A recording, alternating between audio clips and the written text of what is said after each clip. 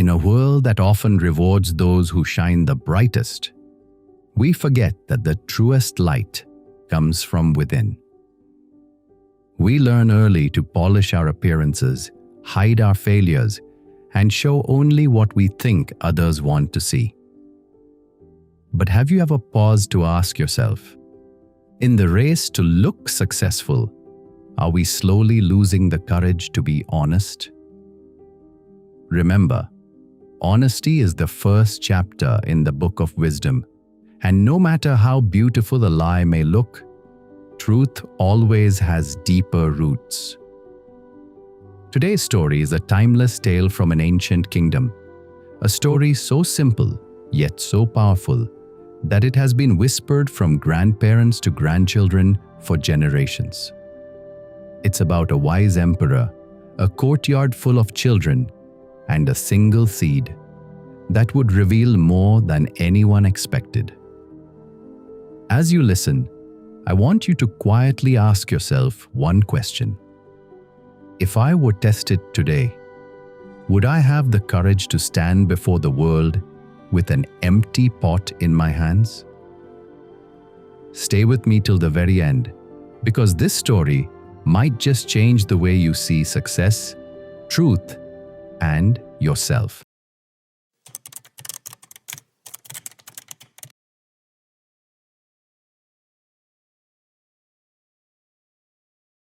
Long ago, in a kingdom where the rice fields stretched like green silk to the horizon, and the rivers ran slow and silver under the morning sun, there lived an emperor who had grown old.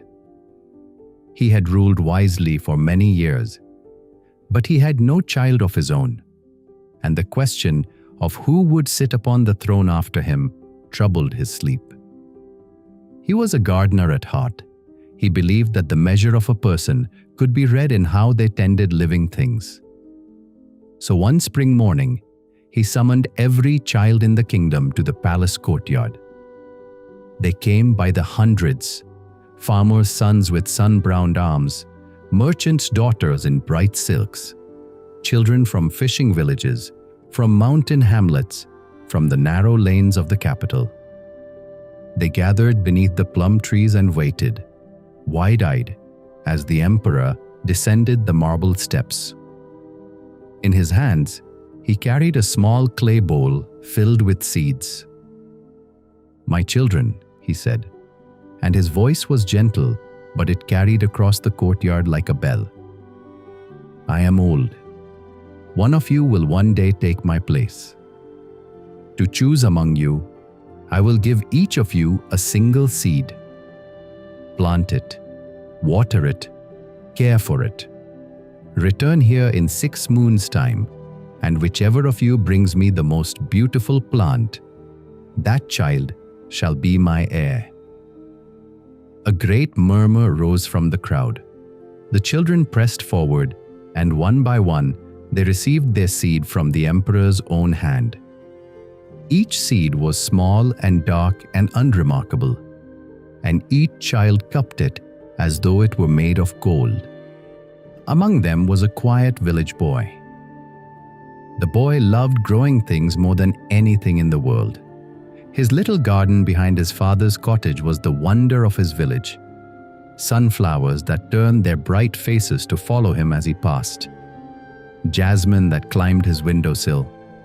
A small lemon tree he had raised from a pip. When the emperor placed the seed in his palm, the boy's heart leapt. "Surely," he thought, "if anyone can grow this, I can too." He ran home. He chose his finest clay pot. He filled it with the richest, darkest soil from the shaded corner of his garden. Soil he had tended for years, rich with the crumbled leaves of many autumns. He planted the seed with careful fingers, watered it from a porcelain cup, and set it on his windowsill where the morning sun would find it first. Then he waited. A week passed. Nothing. 2 weeks. 3. The soil stayed dark and silent. The boy began to worry. He moved the pot to a sunnier spot. He watered it more carefully, then less. He whispered to it in the evenings. He changed the soil twice, each time using earth even more tender than the last. But the pot remained empty. Not a shoot, not a whisker of green. Nothing at all.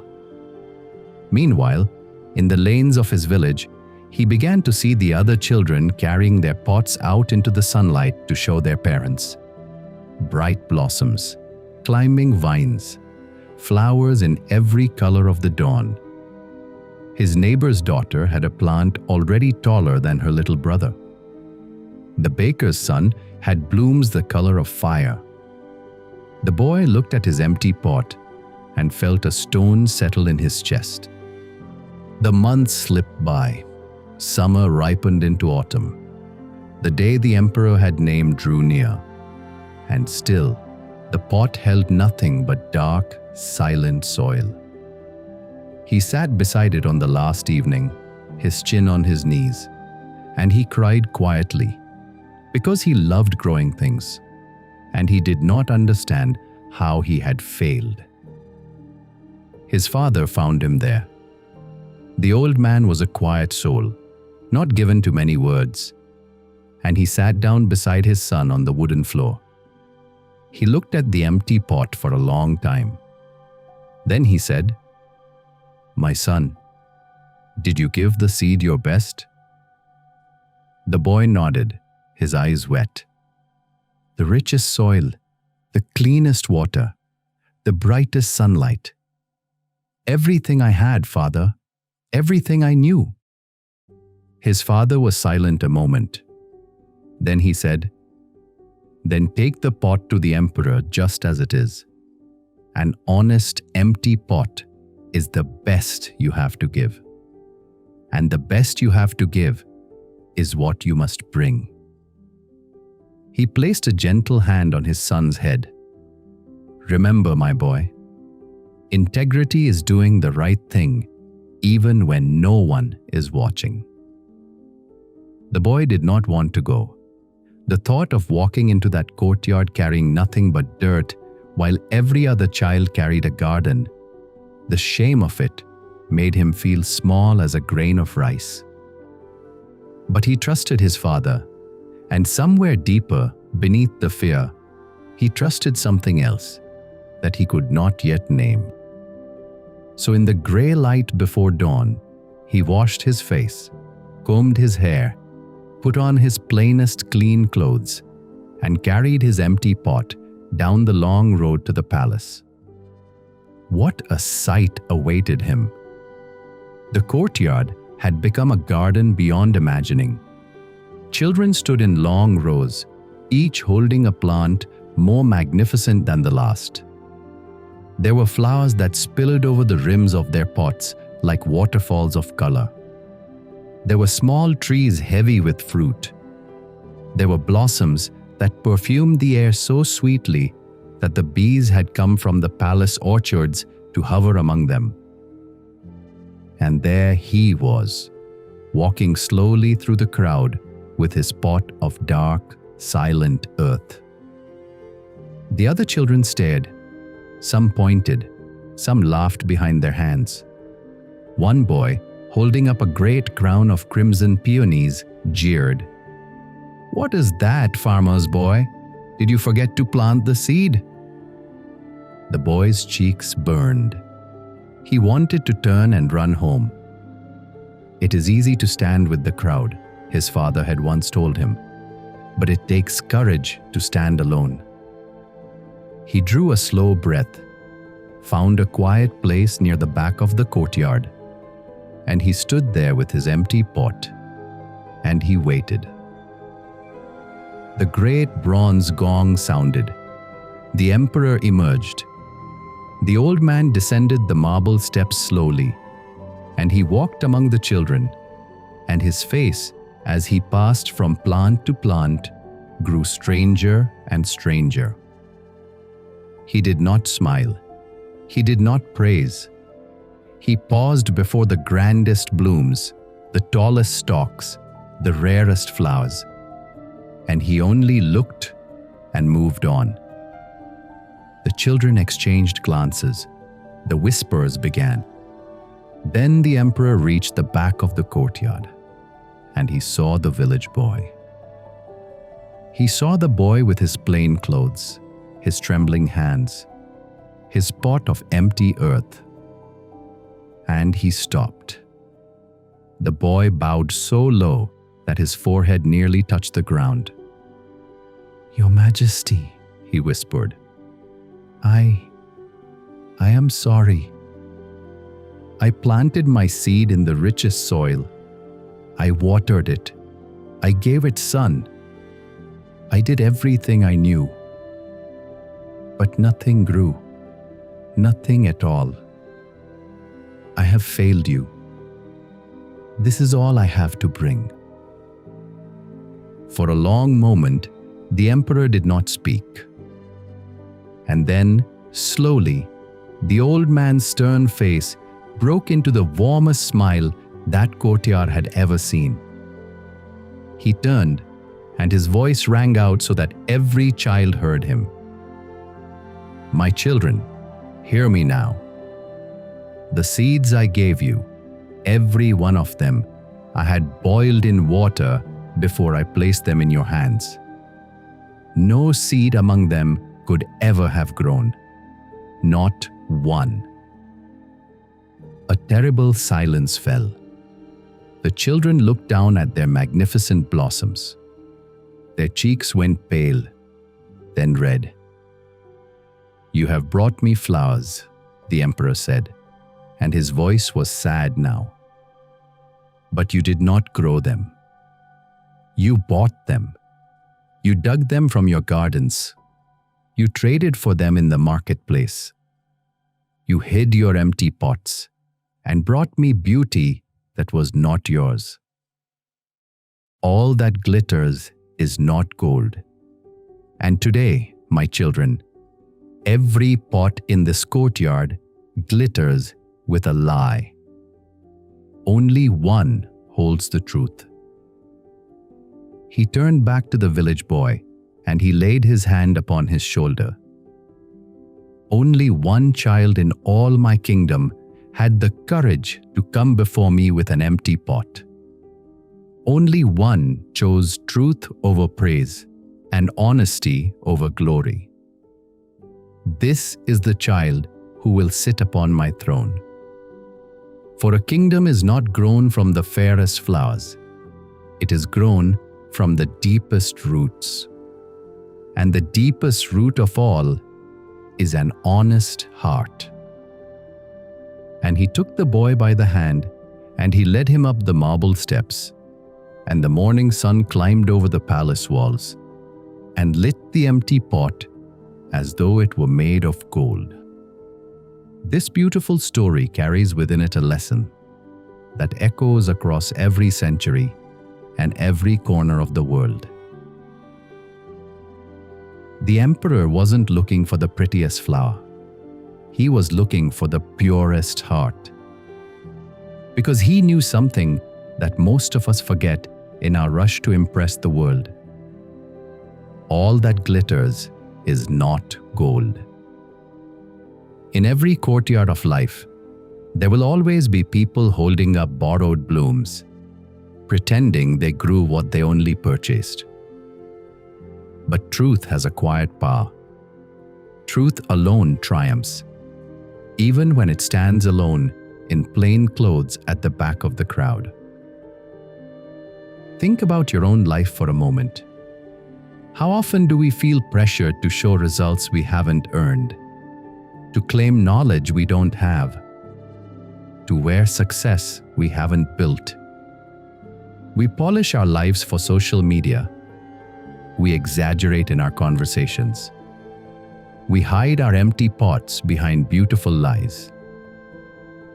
But here's the gentle truth the story whispers to us. 3 things cannot be long hidden: the sun, the moon, and the truth. A lie may bloom quickly, but its roots are shallow. A lie has speed, but truth has endurance. The boy's greatest gift was not that he grew a plant. His greatest gift was that he grew a character. When everyone around him chose the easy path of pretense, he chose the harder path of honesty. And that is where real leadership is born. Remember, it is easy to stand with the crowd. It takes courage to stand alone. The world may mock you for a moment, but life always recognizes the honest heart in the end. So here are some simple lessons from this story that you can carry into your own life starting today. First, be honest about your failures. Don't dress up your empty pots with borrowed flowers. Every person who has ever become truly great has walked through seasons when nothing grew. Admit what didn't work. That honesty is the beginning of real growth. No legacy is so rich as honesty. Second, choose integrity when no one is watching. The real test of character isn't what we do in the courtyard of the emperor. It's what we do alone, in our room, on our phone, in the quiet moments of our day. Integrity is doing the right thing, even when no one is watching. Build that habit, and life itself will begin to trust you with bigger things. Third, don't chase appearances, build roots. In a world obsessed with looking successful, dare to actually be good. What is essential is invisible to the eye. The flowers fade, the roots remain. Invest your time in becoming someone of depth, not just someone of display. Fourth, don't wait for the perfect moment to be truthful. Many of us say, "I'll be honest when it becomes easier." But the time is always right to do what is right. Speak the truth today. Own your mistakes today. Live with a clean heart today. And finally, guard your reputation like your most precious treasure. A single lie destroys a whole reputation of integrity. It takes years to build trust and seconds to break it. Honesty is a very expensive gift. Don't expect it from cheap people. And more importantly, make sure you are never counted among them. The emperor's kingdom was not won by the child with the brightest blossoms. It was won by the child with the bravest heart. And in your own kingdom, your family, your work, your community, your own soul, the same rule still holds true. Sincerity is the way of heaven. The attainment of sincerity is the way of men. Walk that path, and one day, when the sun rises on your life, it will light up even your empty pots as though they were made of gold. Now I'd love to hear from you. Comment below and tell me, in a world that often rewards pretending, what is one area of your life where you choose to stay honest no matter what? Your answer might inspire someone else who is quietly carrying an empty pot today. If this story touched your heart, please like and share the video so that this message of truth and integrity reaches more people who need to hear it. And don't forget to subscribe to our channel, because I'll be back soon with another meaningful story like this one. Until then, be patient, stay grateful, walk in truth, and keep moving forward in life.